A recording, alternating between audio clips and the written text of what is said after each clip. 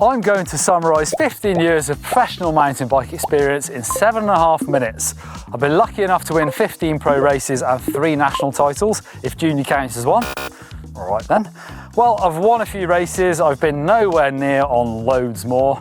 I've made lots of mistakes, had lots of injuries, but I have learnt a thing or two along the way.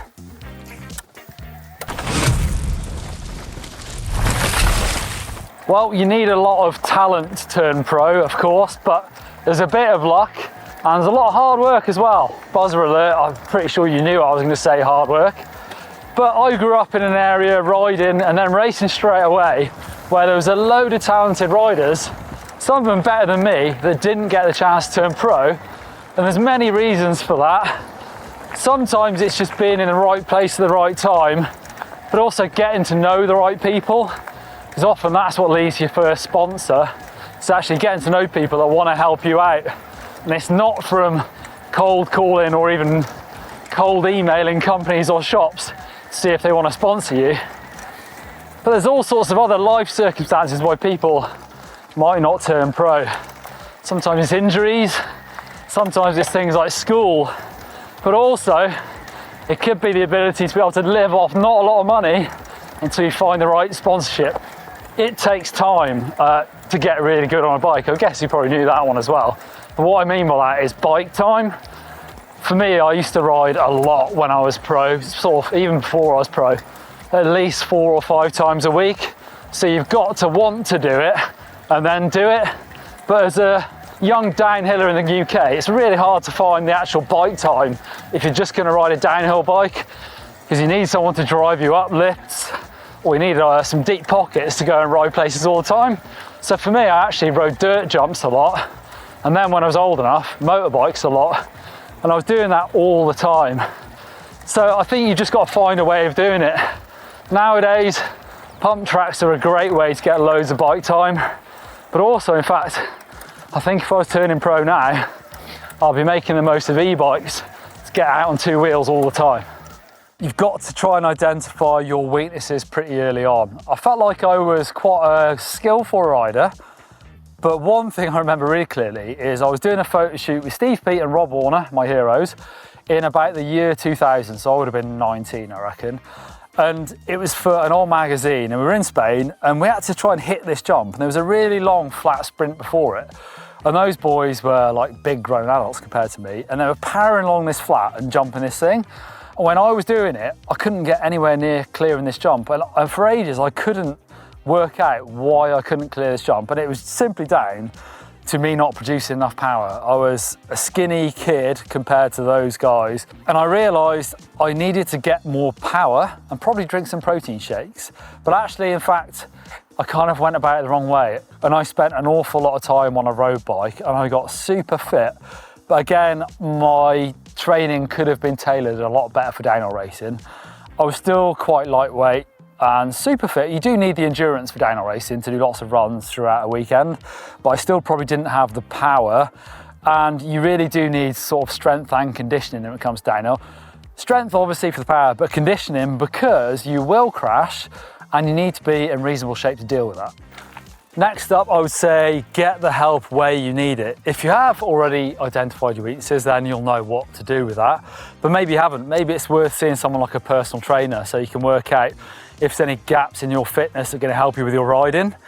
For me, I did this a bit, to be fair, when I was pro. I remember going to get properly tested physically, doing VO2 tests, and learning exactly what I was good at, which was really helpful, knowing that my base level of fitness was really good, but I could have improved my overall strength. But also I probably sort of cut too many corners in this. When I was racing downhill, I didn't want to spend the money on having a mechanic because I didn't really make much money at the time. But actually I think what I actually saved in not paying for someone to be there with me, you know, it didn't do me any favours. Obviously, if you've got a friend or a parent, then you can get them on board, get some help from them, or if you can throw a little bit of money at someone to help you out, maybe a mechanic in it for a weekend, or like I say, even a personal trainer, something like that, then I think it's worth doing. I think there's a certain amount of mental strength that really helps you perform. and I wasn't brilliant at this all the time. Sometimes I could deal with it, and I always felt like I had my best performances when I had to prove something. But most of the best riders are able to just do this like clockwork. So it's learning how to deal with pressure, but also I think not overthinking things. I think the best pros know how to perform, but don't stress every single thing.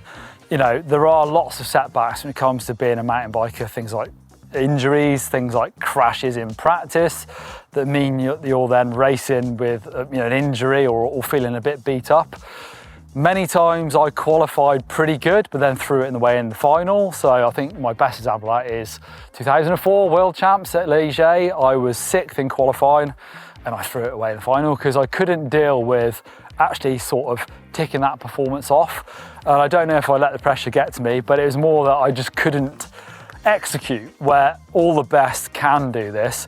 So it's learning again how to do that, and again maybe getting help with that. I found Steve Peat was a great mentor for that. He taught me how to deal with pressure, calm yourself down and think about what you can do and not what you can't do. Being brave doesn't always mean going fast, but sometimes it actually does. I think there's a lot of pros I see that are sort of at risk of riding over their head a little bit too often.